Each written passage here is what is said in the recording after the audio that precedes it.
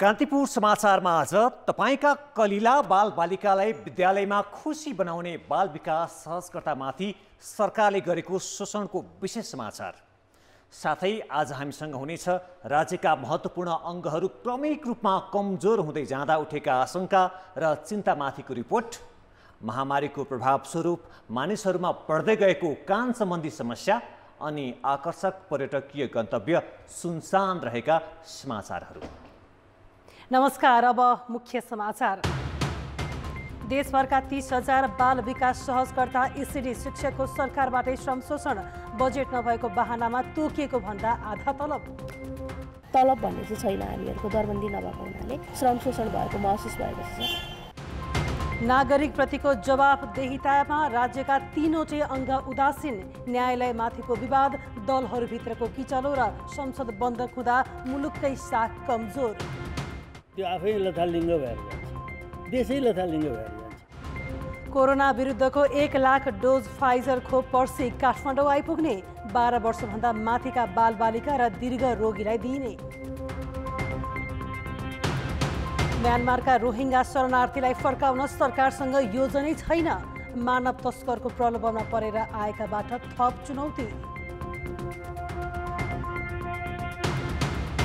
र ICC T20 विश्वकपमा super 12 का खेल सुरु, अस्ट्रेलियाले दक्षिण अफ्रिकालाई हरायो, इङ्ल्यान्ड र वेस्ट इन्डिज भिड्दै।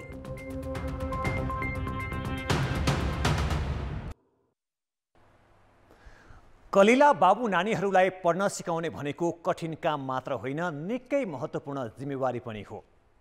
भोलिको सुन्दर भविष्यको प्रारम्भिक यात्रामा उभिएका मुलुकभरका करिब 30,000 भन्दा बढी बाल विकास सहजकर्ता ECD शिक्षकले पूर्ण तलब पाएका छैनन्। त्यसो त उनीहरूको पारिश्रमिक नै ज्यादै थोरै छ र त्यो पनि आधा मात्र पाउँछन्।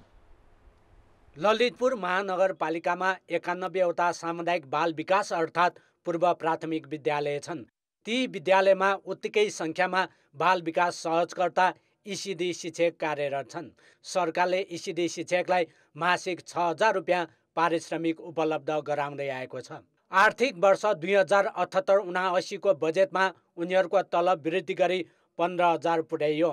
सङ्घीय सरकारले प्राथमिक बाल विकास सहजकर्ताका लागि 8,000 र स्थानीय सरकारले 7,000 थप गरी 15,000 निर्धारण गरे पनि अहिलेसम्म ललितपुर महानगरपालिकाले उपलब्ध गराएको छैन। 15,000 दिने भन्नुभएको, तर हामीले पाएका छैनौँ सर। हामीले 6,000 मात्रै बुझेका छौँ अहिलेसम्म चाहिँ। हामीले स्थानीय तहमा बुझ्दा पनि अब कार्यक्रम कार्यान्वयन कार्यपुस्तिका आइसके पछाडि चाहिँ हामीले तपाईँहरूलाई दिन्छौँ, तर उहाँहरूको निर्णय हेर्दा चाहिँ 4,000 मात्रै थपेको हामीले भेटियो। आर्थिक व्यवस्थापन गर्नुपर्ने काम कुरो छ। त्यसमा त नेपाल सरकारले ऐन मौकैमा बजेटको तर्जुमा गर्दाखेरिको अवस्थामा ल है अबदेखि चाहिँ ECD का महिला टिचरहरूलाई चाहिँ महिनाको 7,000 चाहिँ तपाईँले दिनुपर्छ भनेको भएदेखि चाहिँ व्यवस्थापन गर्न सजिलो हुन्थ्यो होला। तर एकदमै अप्रत्याशित रूपमा त्यसको चाहिँ मतलब स्थानीय तहले चाहिँ दिनुपर्छ भनेर लादिन खोज्दाखेरि चाहिँ गाह्रो साह्रो परेको हो।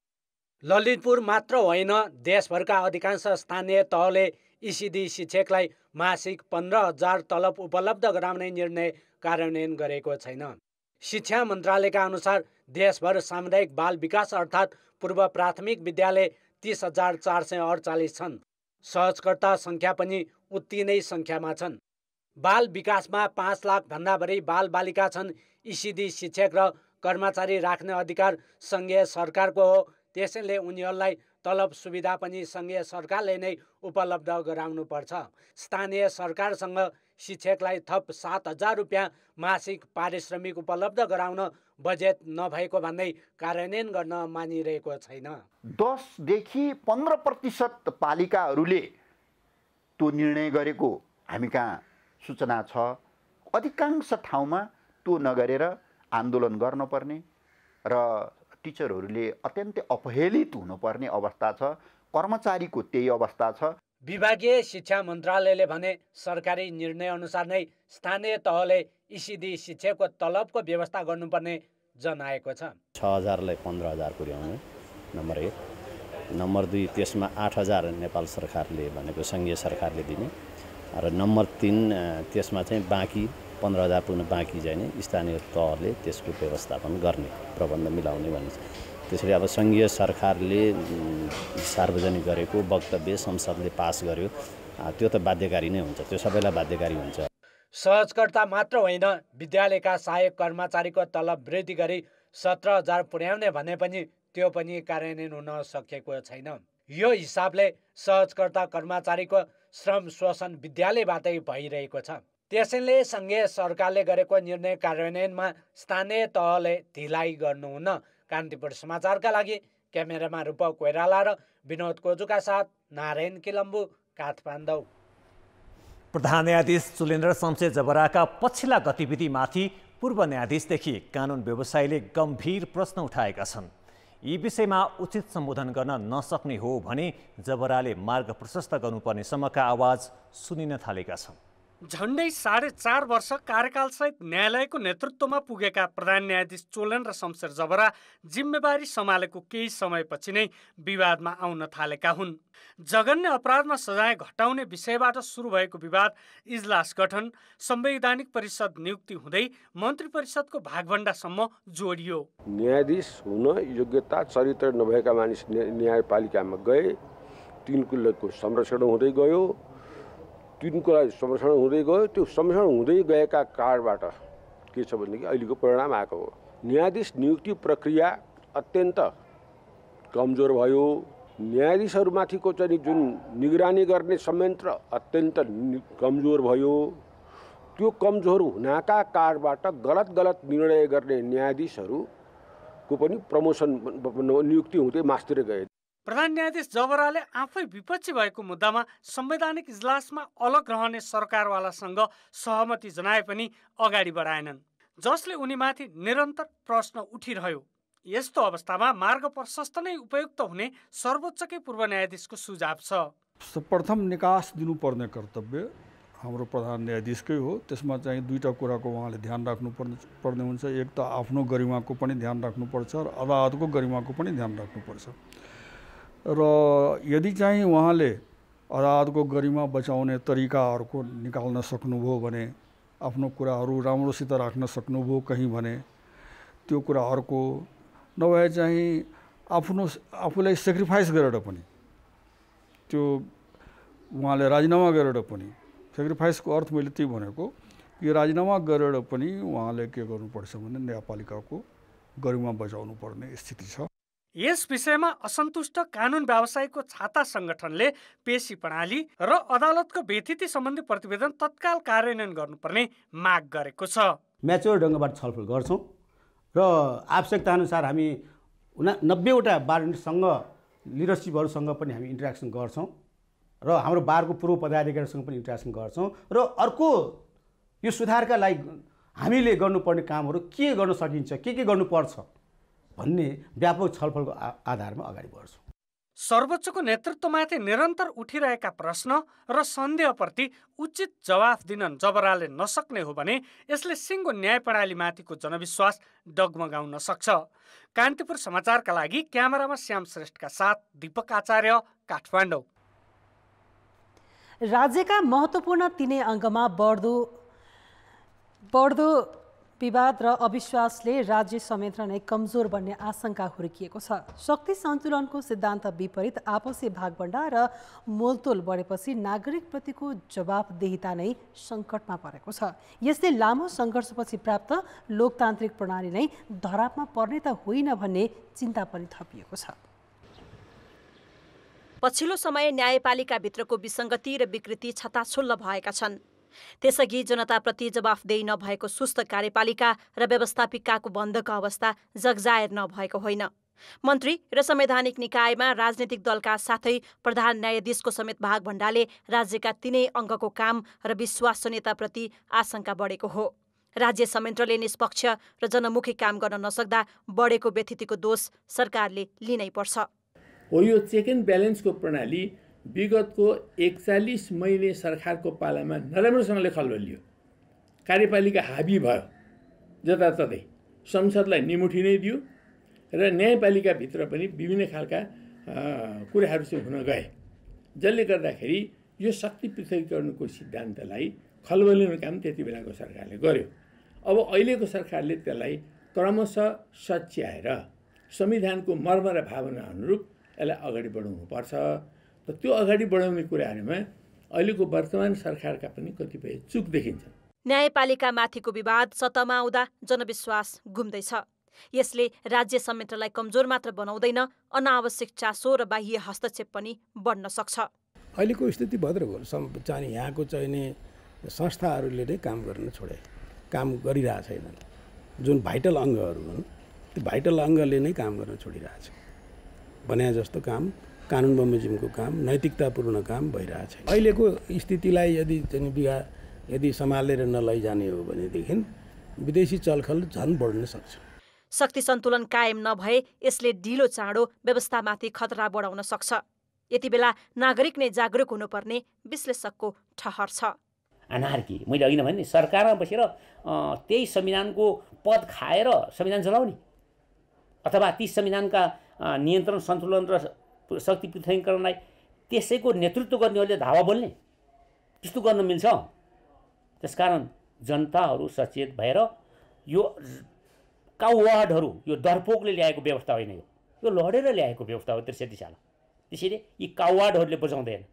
अब नागरिकहरू जसले लड्यो, जुन युवाहरू इन्टरनेट र टेलिफोन काटिएको आक्रोशमा सडकमा आथे, तपाईँहरूको सम्झना सही छैन। त्यो युवाहरू फेरि आउनुपर्ने अवस्था आउँछ। जनताप्रति जवाफदेही जनप्रतिनिधि रहने संसद बन्दका अवस्थामा छ। संवैधानिक निकाय राजनैतिक दलको भागभण्डामा सञ्चालन भएका छन् भने राजनैतिक दलहरू आफ्नै वैधानिकताको सवालमा रुमलिरहेका छन्। राजनैतिक दलभित्रको किचलो, दल एवं सरकारप्रति नागरिकको अविश्वास र नागरिकप्रतिको जवाफदेहिताको अभावले मुलुककै साख कमजोर बनिरहेको छ। यसलाई कसरी काम गर्ने भनेर चाहिँ नि राजनीतिक तहमा फेरि परिवर्तन ल्याउनेहरू बसेर एउटा निर्गोल निकाल्नु पर्यो हैन। निर्गोल निकाल्न पर्दैन भने मैले जस्तै अब त्यो आफै लथालिङ्ग भएर जान्छ, देशै लथालिङ्ग भएर जान्छ। त्यो परिवर्तनसँग जनताको कुनै सम्बन्ध हुँदैन, जनताले यसको स्वामित्व लिँदैन। त्यस कारण त्यो त राज्यको नैसर्गिक हकको विद्रोहमा जान्छ, अस्तव्यस्त हुन्छ। अब त्यसलाई सम्हाल्ने पनि फेरि नेतृत्व नै चाहिन्छ। नेतृत्व भनेको अहिलेकै नेतृत्व हुन्, जति सक्छन् गर्छन्, भएन भने त्यो जनतामा जान्छ। राज्यका सबै अङ्ग एकपछि अर्को कमजोर हुँदै जाने र नागरिक तहमा राज्य संयन्त्रप्रतिको अविश्वास बढ्दै जानु पक्कै पनि सकारात्मक सङ्केत होइन। कान्तिपुर समाचारका लागि क्यामेरामा सञ्जय लुइटेलका साथ सुबिन्द्र श्रेष्ठ र दिपा दाहाल, काठमाडौँ। अब जनताको आवाज हामीले 7 प्रदेशमा सोधेका छौँ। राज्यका प्रमुख अङ्गहरू किन बारम्बार विवादित र कमजोर भएका होलान्? जनताको आवाज सत्तामा हुँदा र प्रतिपक्षमा हुँदाखेरिका दुष्परिणामहरू र त्यसले गरेका ती नियुक्ति गरेका चाहिँ जुन परिणामहरू छन् त्यसले गर्दाखेरि चाहिँ यो विवादमा आएको हुन्। जिम्मेवारीमा बस्ने व्यक्तिहरू पनि कुनै न कुनै राजनीतिक दलमा चाहिँ झुकाव राख्ने भएका कारणले पनि आफ्नो स्तरमा रहन नसकेका कारण पदाधिकारीहरू बढी मात्रामा इरेस्पोन्सिबल भएको जस्तो देखिन्छ। भागबण्डै हो। आफ्नो सुविधाको लागि जुन पद छ, मर्यादित पद छ, त्यसलाई त्यो दुरुपयोग गर्ने गरिन्छ। भागबण्डाल दिनलाई पनि पैसाको लगानी गर्ने, आफ्नै मान्छेहरूलाई त्यो पदमा राखेको कारण दायरा भन्दा बाहिर बसेर पनि काम गरिराख्दाखेरि चाहिँ यो स्वतन्त्र हिसाबले अगाडि बढ्न सकेन। पहुँच, पावर र आर्थिक प्रलोभनका कारणले जाने भएको कारणले यो अन्यल भएको लोभ लालचले गर्दा आज यो अवस्थामा पुगेको। हरेक सेक्टरमा, हरेक सेन्टरमा राजनीति छवि लागेको हुन्छ। मूल्याङ्कन आधार भन्दा नि नाताका आधारले जुन नियुक्ति गरिन्छ त्यसै कारणले गर्दा बिचमा यिनी समस्याहरू विवादहरू आउने कारणहरू यिनी हुन्। सबैका इच्छा र चाहना पुरा हुन सकेनन्, त्यसको कारणले गर्दा इच्छा चाहना पुरा नसक्दा मान्छेले यो विरोधाभास गर्न थालेका। राजनीतिक भागभण्डा चाहिने सबैलाई मेरै मान्छे हुनुपर्छ भन्ने र भएको कारणले गर्दा त्यहाँभित्र चाहिँ सधैँ लडाइँ र विवादित भएको। राम्रा मान्छे भन्दा पनि राजनीतिक पार्टीहरूले हाम्रा मान्छे छान्ने कुराले नै सबैभन्दा बढी यो कमजोर र विवादित भए जस्तो लाग्छ। राजनीतिक अस्थिरताको कारणले पनि यसो भएको जस्तो मलाई लाग्छ।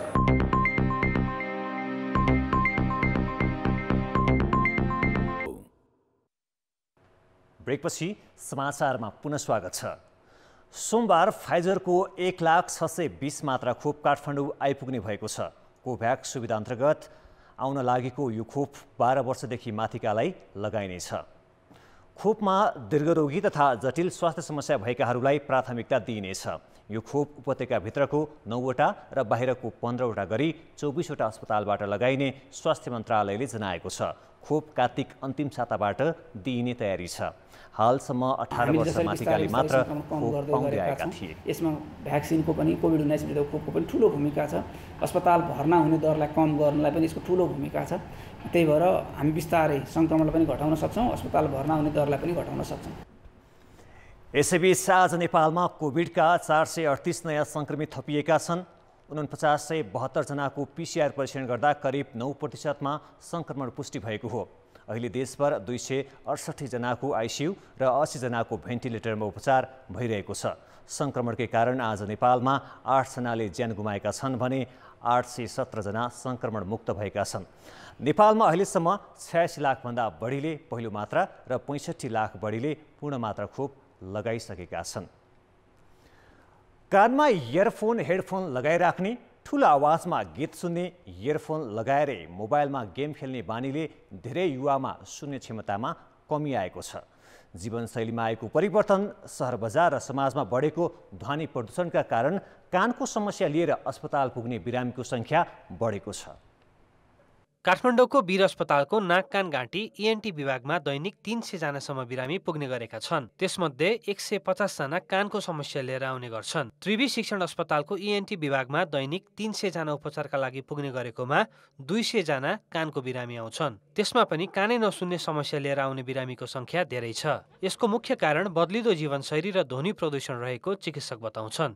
यो मोबाइलको युज मात्र होइन कि मिसयुज। अब गेम खेल्दाखेरि पनि हेडफोन फुल भोल्युममा राखेर गेम खेल्ने, म्युजिकहरू पनि फुल भोल्युममा राखेर म्युजिक सुन्ने, जता गए पनि कानभित्र चाहिँ त्यो इयरफोन लगाएरै हिँड्ने, अब जगिङ गर्दाखेरि या कुनै पनि एक्सर्साइज गर्दाखेरि कानभित्र त्यो राखेरै गर्ने, जुन यो बानी व्यवहारहरूमा परिवर्तन आएको छ। त्यसले गर्दाखेरि डेफिनेटली कानभित्र चाहिँ नोइज गइरहेको हुन्छ। त्यसले गर्दाखेरि डेफिनेटली त्यसमा चाहिँ हियरिङको सोल्युसन, हियरिङको प्रब्लम ल्याइ नै हाल्छ। ध्वनिलाई मापन गर्ने डेसिबलका आधारमा भन्दा मानिसले 26 डेसिबलसम्म ध्वनि सुन्न मिल्छ, तर 60 डेसिबलभन्दा बढीको आवाजले श्रवण शक्तिमा असर पुर्याउँछ। हामी कहाँ व्यस्त सहर बजारमा 85 डेसिबल ध्वनि मापन हुने गरेको छ। ध्वनि प्रदूषणका कारण मानिसमा चिडचिडापन, एकाग्र नहुने र सुन्ने क्षमतामा कमी आउने गरेको छ। 60 डेसिबल साउन्ड चाहिने, 60 डेसिबलभन्दा बढी जम्बल अफ साउन्ड नसुन्नु अथवा नहुन दिनु। अब यो त्यसको लागि चाहिँ त एकदम कुनै कानुनी व्यवस्था नै हुनुपर्छ। यहाँ फेरि कस्तो छ भने हर्नहरू, पावर हर्न राख्ने, स्पेसली यो राजमार्गमा परैबाट बजाउनु पर्ने हर्नहरू यहाँ नजिकै ल्याएर क्वाक गरेर बजाइदिन्छ मान्छे। एक त झस्केर एक्सिडेन्ट पनि पर्न सक्छ र अरू कतिपय यस्तो केसहरू पनि छ। सूचना प्रविधिमा देखिएको द्रुत गतिको विकास र मानिसमा ग्याजेट प्रतिको मोहका कारण पनि धेरैको श्रवण शक्ति गुम्दै गएको छ। कानको शक्ति जोगाउन स्वास्थ्यकर जीवनशैली अनुसरण गर्न अब ढिला नगरौँ। कान्तिपुर समाचारका लागि क्यामेरामा श्याम श्रेष्ठका साथ कृपाल गौतम, काठमाडौँ। प्रमुख प्रतिपक्षी दल नेकपा एमालेका अध्यक्ष केपी शर्मा ओलीले 5 दलीय गठबन्धन सरकार प्रतिगामी भएको आरोप लगाएका छन्। पार्टी कार्यालय थापाथलीमा आज पार्टीका वडा स्तरीय अधिवेशनको भर्चुअल उद्घाटन गर्दै अध्यक्ष ओलीले गठबन्धन सरकारले देशलाई अस्थिरतातर्फ धकेल्न खोजेको र अग्रगमनतर्फको यात्रा रोकेको आरोप लगाए। सरकारको प्रतिगामी कदम विरुद्ध उत्रन उनले नेता कार्यकर्तालाई निर्देशन समेत दिए। देशलाई अस्थिरतामा धकेल्ने अहिलेसम्ममा देखिसक्यो, यो 3 महिनाको अवधिमा देखिसक्यो। देशलाई अस्थिरतामा धकेल्ने, अग्रगमनमा व्यवधान खडा गर्ने, अग्रगमन हुन नदिने, स्वेच्छाचारिता मनपरी तन्त्र देशमा लागू गर्ने, अनुशासनहीनता अराजकता राज्य स्तरबाटै गर्ने, यस प्रकारका क्रियाकलापहरू हामीले देखिरहेका छौँ र यो विपरीत बाटो हो, यो प्रतिगमनतर्फको बाटो। पुष्पकमल दाहाल र माधव कुमार नेपाल बाहिरिएपछि पार्टी सही ढङ्गले अघि बढेको र विवाद सकिएको ओलीको भनाइ छ। उनले यसो भने पनि हिजो मात्र उपाध्यक्ष भीम रावलले स्थायी समितिको बैठकमा 10 बुँदे सहमति कार्यान्वयन नगरेको भन्दै कार्यदलको संयोजक पदबाट राजीनामा दिने घोषणा गरेका थिए। एमाले आज देशैभरको 6743 वडा मध्ये 6000 भन्दा बढी वडामा अधिवेशन सम्पन्न गरेको पार्टी कार्यालय सचिव शेरबहादुर तामाङले बताए। उनका अनुसार 700 भन्दा बढी वडाको अधिवेशन बाढी पहिरोका कारण प्रभावित भएको र त्यसको पनि केही दिनभित्रै सम्पन्न गर्ने जानकारी दिए। सत्तारूढ नेपाली काङ्ग्रेसको 14औं महाधिवेशन तोकिएको मितिमा नहुने निर्वाचन समितिले जनाएको छ। क्रियाशील र ओडा अधिवेशन गर्न बाँकी रहेकाले मङ्सिर 9 देखि 13 गते महाधिवेशन गर्न असम्भव रहेको निर्वाचन समितिले जनाएको हो। रसुवा 12 र रौतहटमा क्रियाशील सदस्यता विवाद अझै मिलेको छैन। 2 नम्बर प्रदेशको 8 जिल्लासहित बाँके, कैलाली, डोल्पा, सुर्खेत र रसुवामा ओडा अधिवेशन समेत भएको छैन, जसका कारण काङ्ग्रेसको 14औं महाधिवेशन अनिश्चित मङ्सिरको 9 देखि 13 गते महाधिवेशन गर्ने भनिएको हो। यसरी हेर्दाखेरि मलाई कस्तो लाग्दछ भने अब हामीसँग 13वटा जिल्लामा कम्प्लिट ओडा अधिवेशन नै भएको छैन, ओडादेखि कुनै पनि तहको अधिवेशन भएको छैन भने बाँकी 64वटा जिल्लामा ओडा र गाउँपालिका तहको निर्वाचन समाप्त भएको छ, अरू सबै निर्वाचनहरू बाँकी छन्। त्यसैले मलाई पनि कस्तो लाग्छ भने अब 1 महिनामा यो सबै कुरा टुङ्गिन्छ भन्ने त मलाई पनि लाग्न छोड्यो। काङ्ग्रेसले दशैं अघि 77वटै जिल्लामा ओडा अधिवेशन सम्पन्न गर्ने भनेको थियो, तर अहिलेसम्म केही जिल्लामा क्रियाशील सदस्यता नै टुङ्गो लागेको छैन। स्रोतका अनुसार केही दिनमै पदाधिकारी बैठक बसेर महाधिवेशनको मिति सार्न केन्द्रीय समितिमा सिफारिस गर्ने तयारी छ। करिब 400 म्यानमारका रोहिङ्गा शरणार्थी नेपालमा छन्। विभिन्न स्थानमा छरिएर रहेका उनीहरू कहिलेसम्म नेपालमा बस्छन् यकिन छैन। सरकारसँग उनीहरूलाई फर्काउने योजना पनि छैन। अझ त्यसमा पनि मानव तस्करहरूको समूहले उनीहरूलाई अमेरिका पठाइदिने प्रलोभनमा नेपाल ल्याउने गरेको तथ्य खुलेको छ। यसले थप चुनौती थपिएको छ। मौसम खुलेको अपराह्न केही बालबालिका खेलिरहेका देखिन्छन्। महिलाहरू घरकै काममा, तर दिउँसो कोही पनि पुरुष भेटिँदैनन्, सबै बाहिर काममा गएका छन्। काठमाडौँको कपनमा म्यानमारबाट द्वन्द्वले विस्थापित भएर बसेका रोहिङ्गा शरणार्थीहरूको शिविरको दृश्य हो यो। सन् 2014 देखि बस्दै आएका रोहिङ्गाहरूको सङ्ख्या यो ठाउँमा मात्रै 192 पुगेको छ। विभिन्न स्थानमा छरिएर बसेका करिब 380 रोहिङ्गा नेपालमा रहेको तथ्याङ्क छ। UNHCRले उनीहरूलाई दिँदै आएको सहायता कटौती भइसकेको छ। हामी रोहिङ्गाको अहिलेको अवस्था बुझ्न पुग्दा ठुला मान्छे थिएनन्। भेटिएका बालबालिकाले समेत आफूलाई म्यानमार नै फर्किने रहर भएको बताए। यहीँ बस्न मन लाग्छ कि बर्मा फर्किन मन लाग्छ? बर्मा फर्किन मन लाग्छ। किन?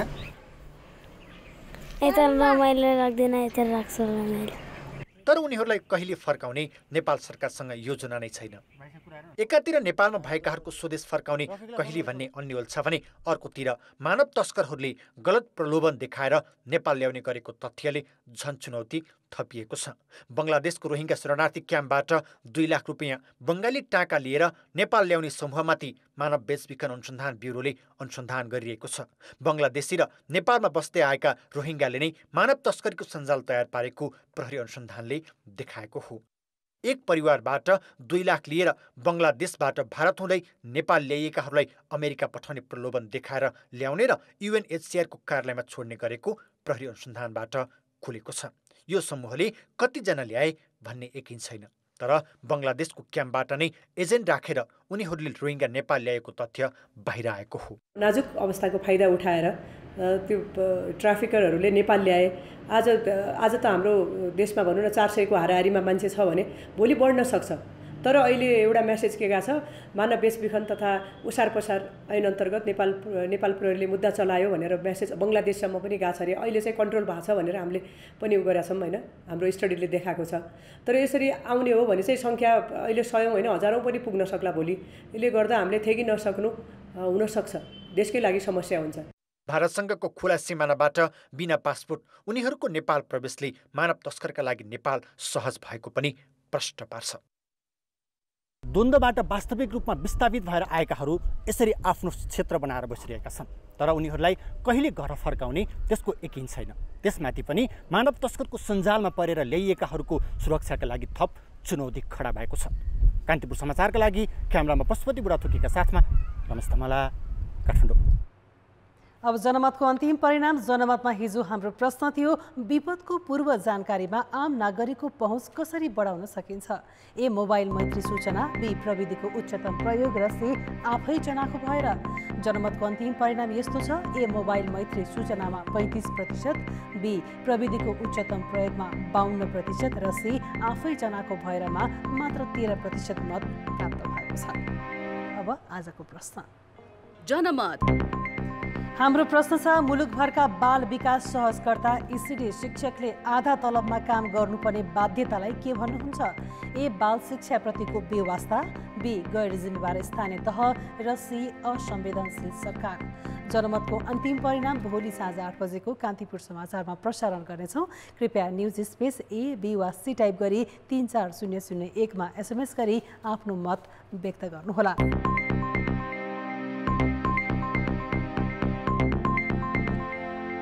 वर्षाले सडक सञ्जाल छिन्न भिन्न बनाएका सुदूरपश्चिमका पहाडी जिल्लामा भोलिबाट नेपाल वायु सेवा निगमले नियमित चार्टर फ्लाइट गर्न थाल्ने भएको छ। 2 वर्ष अघिसम्म नियमित उडान भरेको क्षेत्रमा भोलिबाट पुनः चार्टर फ्लाइट गर्न लागि हो।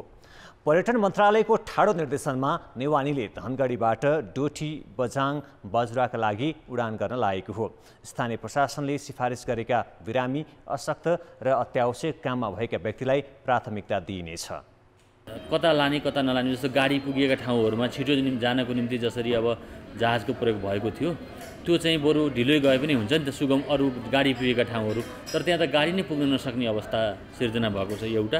अर्को चाहिँ बिरामीहरू पर थुप्रो जिल्लाका अस्पतालहरूमा, स्वास्थ्य चौकीहरूमा चाहिँ बिरामीहरू थुप्रिरहनु भएको छ भनेर हामीलाई त्यहाँ सिओ साहबहरूले भनिरहनु भएको छ। त्यसले गर्दाखेरि यो कुरालाई मध्यनजर गर्दाखेरि हामीले जहाजको सङ्ख्या कम भए पनि अन्य केही सेक्टरका जहाजको मतलब फ्लाइटहरू क्यान्सल गरेर भए पनि उता पठाउने प्रयास गरिरहेका छौँ। सुदूरपश्चिमका पहाडी जिल्लामा उडान गर्दा काठमाडौँ सोलुखुम्बु र काठमाडौँ खोटाङ थामखर्कको उडान भने कटौती गरिनेछ। पर्यटन मन्त्रालयले गुमा र समिट एयरलाइन्सलाई समेत उडान भर्न आग्रह गरेको छ। मौसमका कारण काठमाडौँ लुक्ला र सङ्खुवासभाको तुमलिङ टारमा केही उडान रद्द भए पनि अन्य क्षेत्रमा नियमित उडान भएका छन्। आज बुक भएका 306 फ्लाइटको उडान अवतरण चलिरहेको त्रिभुवन विमानस्थल कार्यालयले जनाएको छ। समाचारमा पुनः स्वागत छ। दोलखाको रोलवालिङ उपत्यका विश्व चर्चित पर्यटकीय क्षेत्र हो। संसारकै उच्च स्थानमा रहेको छोरोल्पा, हिमताल लगायतका पदमार्ग यही क्षेत्रमा पर्छ। तर पछिल्लो 2 वर्षदेखि यस क्षेत्रमा विदेशी पर्यटकको चहल पहल नै छैन। उच्च हिमाली क्षेत्र भएका गौरीशङ्कर क्षेत्रका मुख्य पदमार्गहरू अहिले सुनसान छन्। हिमालका सुन्दर दृश्य र तालहरूले यतिखेर वातावरण रमणीय त बनेको छ, तर यही वातावरणमा रमाउने विदेशी पर्यटक भने छैनन्। यो पर्यटक भित्र पनि खालको एउटा योजना बनाएर चाहिँ ल्याउनु पर्ने आवश्यक देख्छु। उच्च वेगमा चिसो बढ्न थालेपछि हिमाली क्षेत्रका चराहरू तलतिर झर्न थालेका छन्, तर सिजनमा पनि अहिले यहाँ पर्यटक छैनन्। दोलखाका गौरीशङ्कर, निम्बुचे चिर सर्किट लगायतका मुख्य पदमार्गहरूमा पर्यटकको चहल पहल हुनुपर्ने हो, तर कोभिडदेखि नै यी मार्गहरू पर्यटक कुरिरहेका छन्। यो विगतमा पनि अब हामीले बाटोलाई पनि त्यति ध्यान पुर्याउन सकेनौँ, त्यसो कारणले पनि केही पर्यटक घटेको हो। त्यहाँ माथि पनि अब अहिले कोरोना भाइरसको हल्लाले त झन् ठप्प नै भयो। विदेशी पर्यटकका लक्षित ठुला होटलहरूमा थोरै आन्तरिक पर्यटकको चहल पहल देखिन्छ, तर हिमाली क्षेत्रसम्म पुग्ने विदेशी पर्यटक छैनन्।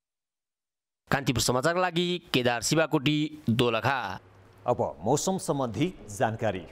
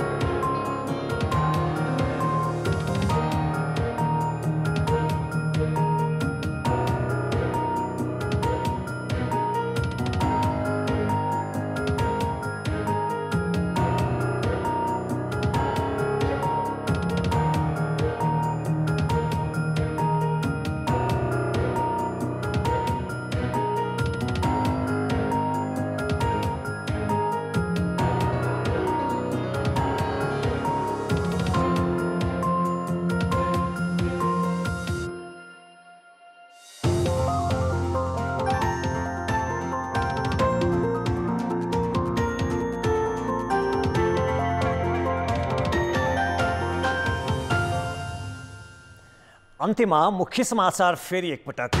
देशभरका 30,000 बाल विकास सहजकर्ता इसिडी शिक्षकको सरकारबाटै श्रम शोषण। बजेट नभएको बहानामा तोकिएको भन्दा आधा तलब भन्ने चाहिँ छैन। हामीहरूको दरबन्दी नभएको हुनाले श्रम शोषण भएको महसुस भएको छ। नागरिकप्रतिको जवाफदेहितामा राज्यका 3वटै अङ्ग उदासीन। न्यायालयमाथिको विवाद, दलहरूभित्रको किसलो र संसद बन्धक हुँदा मुलुकै साख कमजोर। त्यो आफै लथालिङ्ग भएर जान्छ, देशै लथालिङ्ग भएर जान्छ। कोरोना विरुद्धको 1 लाख डोज फाइजर खोप पर्सि काठमाडौँ आइपुग्ने। 12 वर्षभन्दा माथिका बालबालिका र दीर्घरोगीलाई दिइने। म्यानमारका रोहिङ्ग्या शरणार्थीलाई फर्काउन सरकारसँग योजनै छैन। मानव तस्करको प्रलोभनमा परेर आएकाबाट थप चुनौती। र आइसिसी T20 विश्वकपमा सुपर 12 का खेल सुरु। अस्ट्रेलियाले दक्षिण अफ्रिकालाई हरायो। इङ्ल्यान्ड र वेस्ट इन्डिज भिड्दै। कान्तिपुर समाचार अहिलेलाई सकियो। कान्तिपुर टेलिभिजन हेर्दै गर्नुहोला। नमस्ते।